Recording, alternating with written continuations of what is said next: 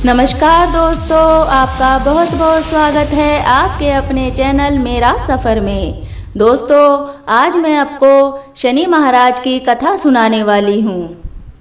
एक समय की बात है, सभी नवग्रहों सूर्य, चंद्र, मंगल, बुध, बृहस्पति, शुक्र, शनि, राहु और केतु में विवाद छिड़ गया कि इनमें सबसे बड़ा कौन है। सभी आपस में लड़ने लगे। हर कोई स्वयं को बड़ा बता रहा था। जब काफी समय तक कोई निर्णय पर नहीं पहुंचे, तब सभी देवराज इंद्र के पास फैसला कराने पहुंचे। इंद्र इससे घबरा गए और वे इस विवाद में कोई भी निर्णय देने में अपनी असमर्थता जताई। परंतु उन्होंने कहा कि इस समय पृथ्वी पर राजा विक्रमादित्य है, जो कि बहुत न्यायप्रिय है। वे ही आपका विवाद सुलझा सकते हैं। तब सभी ग्रह एक साथ राजा विक्रमादित्य के पास पहुंचे और अपना विवाद बताया, साथ ही निर्णय के लिए कहा। राजा भी इस समस्या से अति चिंतित हो उठे, क्योंकि वे जानते थे कि जिस किसी को भी छोटा बताया वही क्रोधित हो जाएगा। तब राजा को एक उपाय सूझा। उन्होंने सोने, चांदी, कांस्य, पीतल, सीसा, रंगा, जस्ता, अभ्रक और लोहा से 9 सिंहासन बनवाए और उन्हें इसी क्रम से रख दिए। फिर उन सभी 9 ग्रहों से निवेदन किया कि आप सभी अपने अपने सिंहासन पर स्थान ग्रहण करें। जो अंतिम सिंहासन पर बैठेगा वही सबसे छोटा होगा। इस अनुसार लोहा का सिंहासन सबसे बाद में होने के कारण शनिदेव सबसे बाद में बैठे, तो वही सबसे छोटे कहलाए। इस पर शनिदेव ने सोचा कि राजा ने यह जानबूझकर किया है। उन्होंने कुपित होकर राजा से कहा, राजा, तू मुझे नहीं जानता।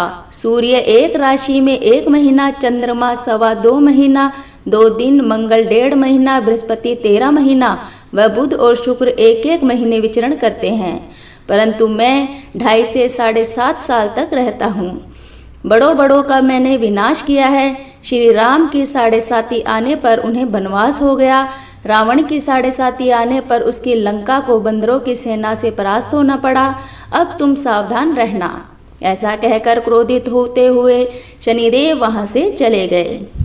अन्य देवता खुशी खुशी चले गए। कुछ समय बाद राजा की 7.5 आई। तब शनिदेव घोड़ों के सौदागर बनकर विक्रमादित्य की नगरी में आए। उनके साथ कई बढ़िया घोड़े थे। राजा ने यह समाचार सुन अपने अश्वपाल को अच्छे घोड़े खरीदने की आज्ञा दी। उसने कई अच्छे घोड़े खरीदे व एक सर्वोत्तम घोड़े को राजा को सवारी हेतु दिया।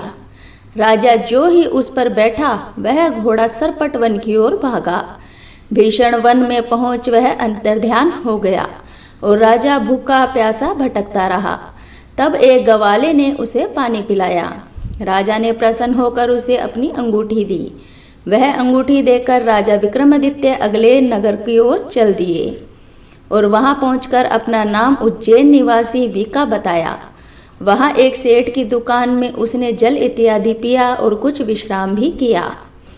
भाग्यवश उस दिन सेठ की बड़ी बिक्री हुई। सेठ उसे खाना इत्यादि कराने खुश होकर अपने साथ घर ले गया। वहां उसने अतिथि गृह में एक खूंटी पर देखा कि एक सोने का रत्न जड़ित हार टंगा है, जिसे वही खूंटी निगल रही है।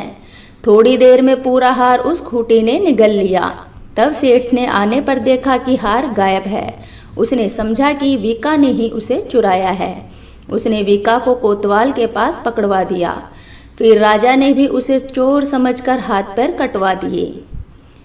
वह चौरंगिया बन गया और नगर के बाहर फिकवा दिया गया। वहां से एक तेली निकल रहा था, जिसे दया आई और उसने वीका को अपनी गाड़ी में बिठा लिया। वह अपनी जीभ से बैलों को हाँकने लगा। उस काल राजा की शनि दशा समाप्त हो गई। वर्षा काल आने पर वीका बना राजा विक्रमादित्य मल्हार गाने लगा। तब वह जिस नगर में था, वहां की राजकुमारी मनभावनी को उसका राग इतना पसंद आया कि उसने मन ही मन प्रण कर लिया कि वह उस राग गाने वाले से ही विवाह करेगी। उसने दासी को उस राग गाने वाले को ढूंढने भेजा। दासी ने आकर बताया कि वह एक चौरंगिया है, परंतु राजकुमारी ना मानी। अगले ही दिन से उठते ही वह अनशन पर बैठ गई कि विवाह करेगी तो उसी से। उसे बहुत बार समझाने पर भी जब वह नहीं मानी, तो राजा ने उस तेली को बुला भेजा और विवाह की तैयारी करने को कहा। फिर उसका विवाह राजकुमारी से हो गया। तब एक दिन सोते हुए सपने में शनिदेव ने राजा से कहा, राजन, देखा तुमने मुझे छोटा बताकर कितना दुख झेला है।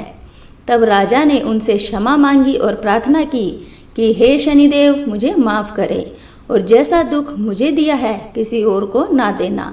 शनिदेव मान गए और कहा, जो मेरी कथा और व्रत कहेगा उसे मेरी दशा में कोई दुख ना होगा। जो नित्य मेरा ध्यान करेगा और चींटियों को आटा डालेगा उसके सारे मनोरथ पूर्ण होंगे। साथ ही राजा को उसके हाथ पैर वापस कर दिए। प्रातः आँख खुलने पर राजकुमारी ने वीका को देखा तो वह आश्चर्यचकित रह गई। वीका ने उसे बताया कि वह उज्जैन का राजा विक्रमादित्य है। यह बात सुनकर सभी अत्यंत प्रसन्न हो उठे। सेठ ने जब सुना तो वह राजा के पैरों पर गिरकर क्षमा मांगने लगा। राजा ने कहा कि वह तो शनिदेव का कोप था, इसमें किसी का कोई दोष नहीं। सेठ ने फिर भी निवेदन किया कि मुझे शांति तभी मिलेगी जब आप मेरे घर चलकर भोजन करेंगे। सेठ ने अपने घर नाना प्रकार के व्यंजनों से राजा का सत्कार किया। साथ ही सबने देखा कि जो खूंटी हार निगल गई थी वही अब उसे उगल रही थी। सेठ ने अनेक मुहरे देकर राजा का धन्यवाद किया और अपनी कन्या शिकंवरी से परिग्रहण का निवेदन किया। राजा ने सहर्ष स्वीकार कर लिया। कुछ समय पश्चात राजा अपनी दोनों रानियों मनभावनी और श्रीकंवरी को सभी उपहार सहित लेकर उज्जैन नगरी को चल दिए। वहां पहुंचने पर नगरवासियों ने सीमा पर ही अपने राजा और उनकी दोनों रानियों का भव्य स्वागत किया। सारे नगर में दीपमाला हुई। पूरी प्रजा ने खुशी मनाई। राजा ने घोषणा की कि मैंने शनिदेव को सबसे छोटा बताया था, जबकि असल में वही सर्वोपरि है। तब से सारे राज्य में शनिदेव की पूजा और कथा नियमित होने लगी। सारी प्रजा ने बहुत समय खुशी और आनंद के साथ बिताया। जो कोई शनिदेव की इस कथा को सुनता है, पढ़ता है या सुनाता है, उसके सारे दुख समाप्त हो जाते हैं। व्रत के दिन इस कथा को अवश्य सुनना चाहिए। हे शनिदेव, आप सभी पर अपनी कृपा बनाए रखना। शनिदेव आप सभी की मंगल मनोकामनाएं पूरी करना।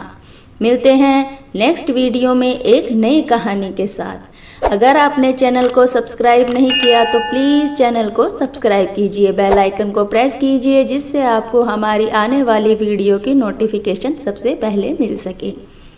धन्यवाद।